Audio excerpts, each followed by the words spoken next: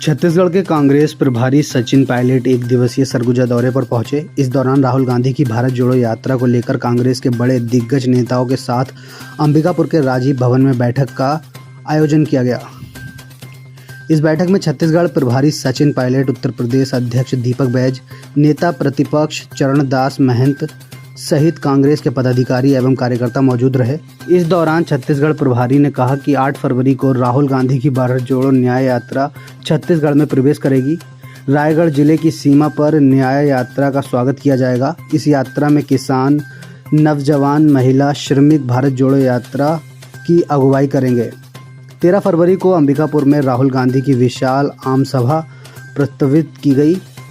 इस यात्रा का उद्देश्य बस एक ही है, जो लोग न्याय से वंचित हैं, जिन लोगों को समाज और सरकार से उम्मीदें हैं लेकिन उनकी सुनी नहीं जाती, और इस देश में जो माहौल निर्मित हुआ है उसके विरोध में न्याय यात्रा राहुल गांधी द्वारा निकाली गई है। विपक्ष के जिन नेताओं का वैचारिक विरोध केंद्र सरकार से है, जो राजनीतिक विरोध करते हैं, उन नेताओं का चरित्र हनन केंद्र सरकार की एजेंसी कर रही है। प्रतिशोध की भावना से जो काम होता है वह सही परंपरा नहीं है। इस यात्रा के माध्यम से बड़ा संदेश देश में जाएगा।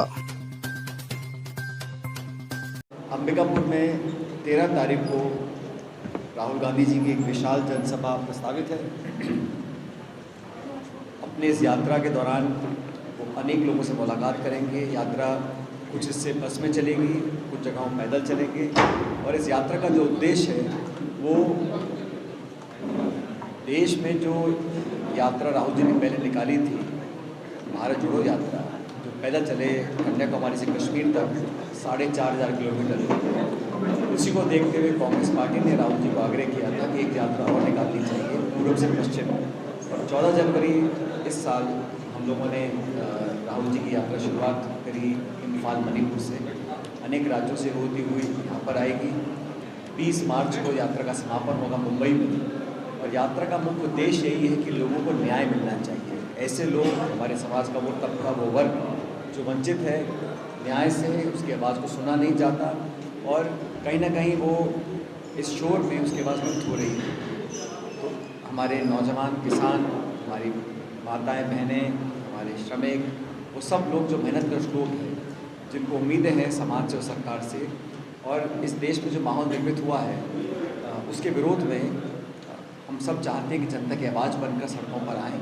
और इस यात्रा के माध्यम से एक बहुत बड़ा संदेश पूरे देश में भी जाएगा कि हम लोग चाहते हैं कि व्यवस्था ऐसी ना बने जहां पर विपक्ष के लोग, विपक्ष के नेताओं पर लगातार आक्रमण हो, उनका चरित्र हनन किया जाए। भारत सरकार की एजेंसी लगातार जिनका वैचारिक विरोध केंद्र सरकार से है, जो राजनीतिक विरोध करते हैं, उनकी आवाज़ों को दबाने का जो काम किया जा रहा है उसकी सब भर्त्सना करते हैं, निंदा करते हैं। प्रतिशोध की भावना से, बदले की भावना से अगर काम होता है तो वो लोकतंत्र के लिए एक स्वस्थ परंपरा नहीं है। और राहुल गांधी जी ने हमेशा कहा है कि इस देश में वो सरकार बनी है जो पूर्ण बहुमत की सरकार है, लेकिन 10 साल से लगातार जो नीति निर्माण हुआ है, जो कानून बने हैं, जो पॉलिसीज़ बनी हैं, वो सिर्फ चंद लोगों को फ़ायदा देने के लिए बनी है, और अमीर गरीब की जो खाई है वो लगातार बढ़ती चली जा रही है। बीजेपी ने कहा था कि सरकार बनने के बाद वो किसान की आमदनी दुगनी करेगी। अभी तक किसी किसान की आमदनी दुगनी हुई नहीं है।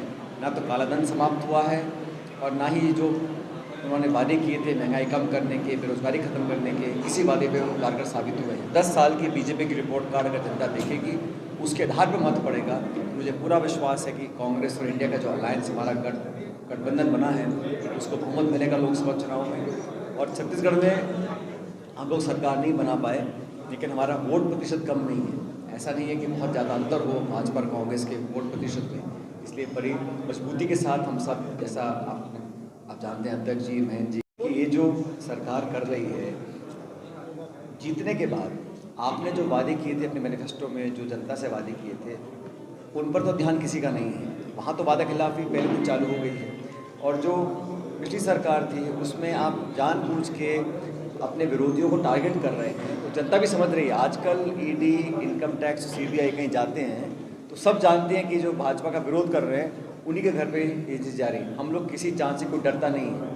आप जांच करिए, तथ्यों के आधार पर, प्रमाण के आधार पर कार्रवाई करिए, लेकिन लोकसभा चुनाव से पहले राजनीतिक विरोधियों को टारगेट करना मीडिया के माध्यम से उनको बदनाम करना और बिना तथ्य प्रमाण के आप लगातार लांछन लगाते रहें और एजेंसीज का दुरुपयोग करके उसका पॉलिटिकल फ़ायदा लें, इसको जनता बर्दाश्त नहीं करेगी, मैं मानता हूँ। जिले की सभी छोटी बड़ी खबरों को देखने के लिए हमारे चैनल RTV टुडे को सब्सक्राइब करें और घंटी वाला बटन दबाना ना भूलें।